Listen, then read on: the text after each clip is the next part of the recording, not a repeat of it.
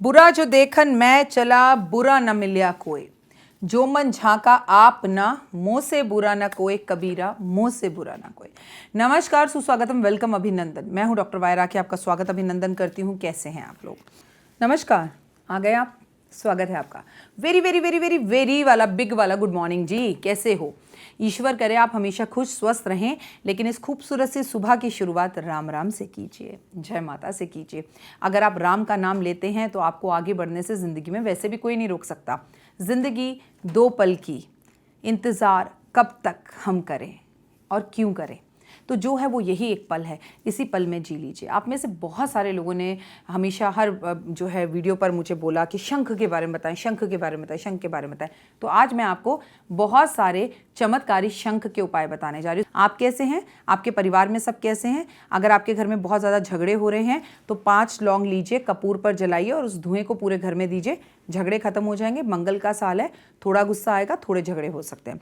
शंख को लक्ष्मी जी का भाई कहा जाता है। कहा जाता है समुद्र मंथन के समय पर शंख निकला था, इसीलिए उसे लक्ष्मी जी का भाई भी बोला जाता है और बेहद प्रिय है लक्ष्मी जी को। और जिस घर में ये होता है वहां लक्ष्मी जरूर होती है, लेकिन जिस घर में ये नहीं होता वहां लक्ष्मी आकर तुरंत चली जाती है। इसके साथ साथ माता लक्ष्मी और विष्णु दोनों ही अपने हाथ में शंख रखते हैं। मेरी माता रानी भी अपने हाथ में शंख रखती है। शंख बजाने से घर पवित्र होता है। शंख रखने से लक्ष्मी जी खुश होती हैं, मन साकार होता है। शंख की धुनी जब बजती है तो जितनी दूर तक आवाज़ जाती है उतनी दूर तक आपके घर की नेगेटिविटी चली जाती है।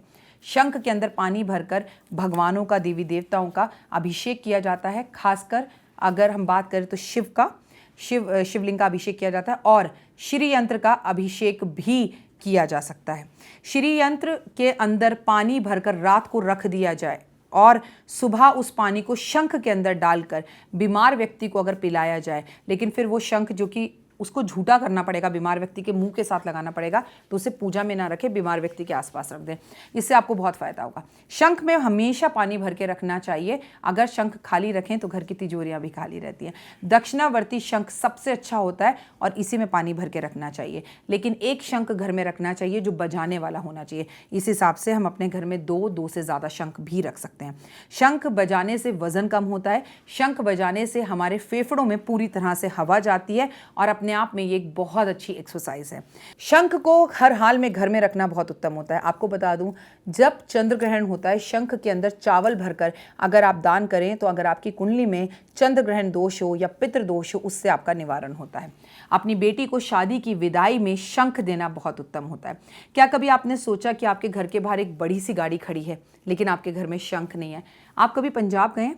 अगर आप पंजाब कभी गए हैं, जो पंजाब के लोग हैं वो तो जानते हैं, लोगों के घर की छतों पर लोगों ने टंकियां बनवा रखी हैं शंख के डिज़ाइन की। लोगों ने अपने घर के मुख्य दरवाजे शंख के डिज़ाइन पर बना रखे हैं। शंख की मैं जितनी भी तारीफ करूं, समझिए सूरज को रोशनी दिखाने के बराबर है। आपके घर के बड़े बड़े वास्तु दोषों को शंख खत्म कर सकता है। किसी को शंख तोहफे में दिया भी जा सकता है और किसी से शंख तोहफे में लिया भी जा सकता है। शंख का अस्तित्व इतना है कि समुद्र मंथन से निकलने पर कभी आप शंख को कान पर लगाएंगे तो उसमें से समुद्र की आवाज़ें आती हैं। कभी आपने ट्राई किया? हमने तो बचपन में बहुत ट्राई किया, लेकिन ऐसा तब होता है जब शंख असली होता है। इसके साथ साथ ऐसा नहीं है कि हर शंख में से आवाज़ आए। कुछ शंखों में से आवाज़ नहीं भी आती, लेकिन इसका मतलब ये नहीं है कि वो असली नहीं है। ये अलग तरह का शंख है।